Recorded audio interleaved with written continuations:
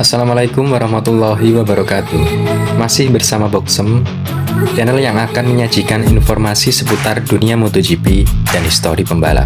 Di video kali ini saya akan coba memperjelas kabar yang jauh hari sudah ramai diperbincangkan, yaitu soal sprint race yang akan mulai diadakan dalam kalender persaingan MotoGP 2023. Artinya, setiap event balapan akan diadakan 2 kali race di hari Sabtu dan Minggu. Saya akan kupas secara detail setelah intro singkat berikut ini.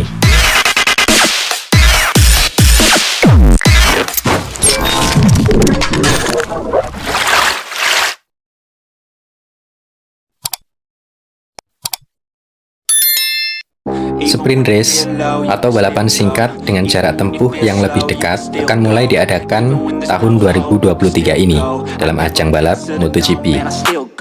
Gagasan ini diambil dan diwujudkan oleh Dorna Sport selaku penyelenggara MotoGP dengan tujuan meningkatkan intensitas penonton terhadap dunia MotoGP serta berusaha meningkatkan fanatisme dan atmosfer yang lebih padat dalam setiap balapannya, di mana pada tahun 2022 kemarin, fanatisme dan antusiasme penonton terhadap gelaran balap motor terakbar di dunia ini terlihat menurun dari tahun-tahun sebelumnya, jika dilihat dari perbandingan penjualan tiket di setiap sirkuitnya.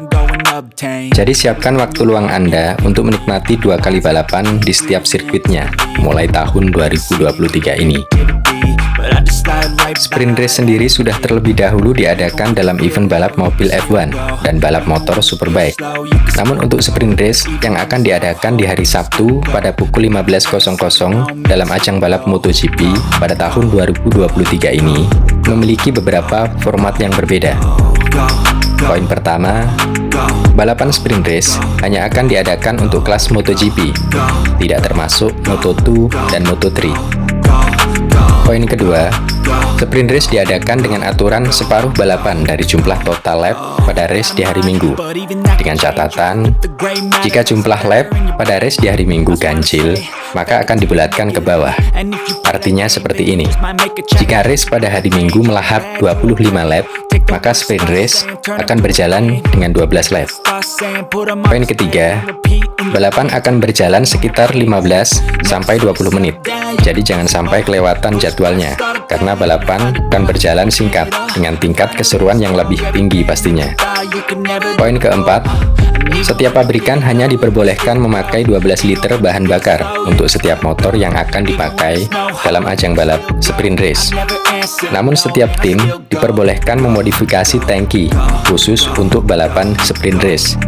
Dalam arti, bisa memperkecil tangki asal cukup untuk menampung 12 liter bahan bakar dalam sprint race di hari Sabtu. Poin kelima, dalam kelas MotoGP, untuk penentuan pembalap mana yang akan masuk di kualifikasi 1 atau kualifikasi 2, ditentukan dari kombinasi catatan waktu terbaik di FP1 dan FP2 di hari Jumat. Poin keenam, untuk FP4 yang biasanya berjalan selama 40 menit di kelas MotoGP akan diganti dengan FP3 yang akan berjalan selama 60 menit di Sabtu pagi. Dalam arti free practice untuk kelas MotoGP hanya akan berlangsung 3 sesi dalam setiap eventnya, yaitu FP1, 2, dan 3. Di mana di FP3 atau latihan bebas terakhir, pembalap bisa mencari setelan motor dan pemilihan ban yang tepat yang akan digunakan dalam balapan nantinya, baik sprint race maupun balapan Grand Prix di hari Minggu.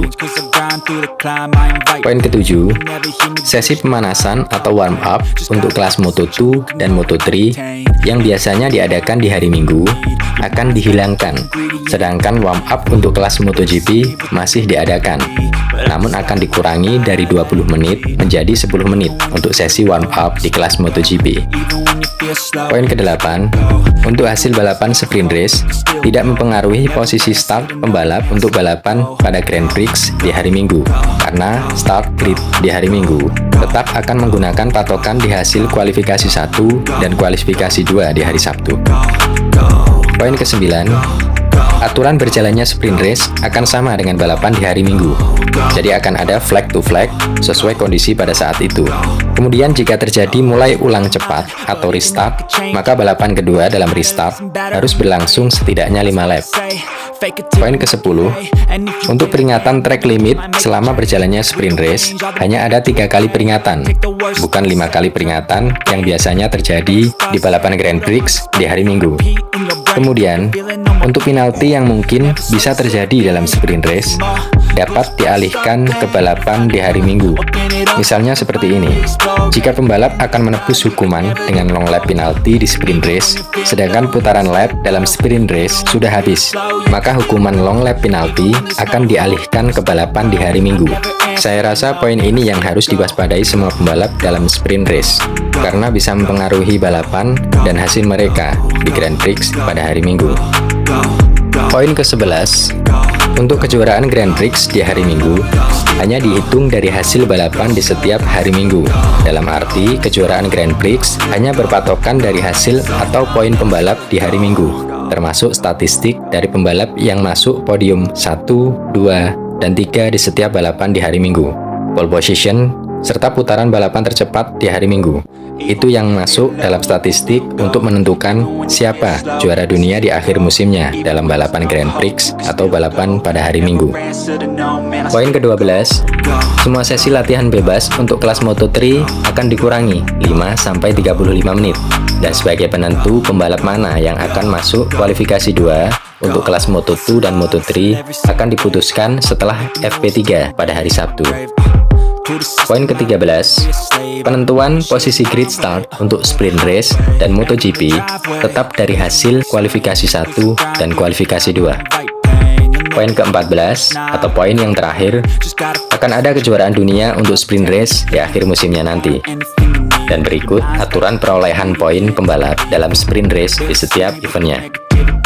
Berikut jadwal beserta durasi waktu yang disediakan mulai FP1 sampai race Moto3, Moto2, dan MotoGP. Namun, semua masih bisa berubah tergantung situasi dan kondisi. Walaupun sprint race hanya akan berjalan selama 15-20 menit, tapi saya yakin balapan akan berjalan sangat ketat dan lebih seru karena jarak antar pembalap yang masih berdekatan satu sama lain. Jadi jangan sampai dilewatkan ya kawan. Terima kasih sudah menonton video ini. Tidak lupa saya ingatkan, jaga ibadah kalian sesuai keyakinan masing-masing. Serta jangan lupa berdoa dan cek kondisi kendaraan Anda sebelum berpakaian.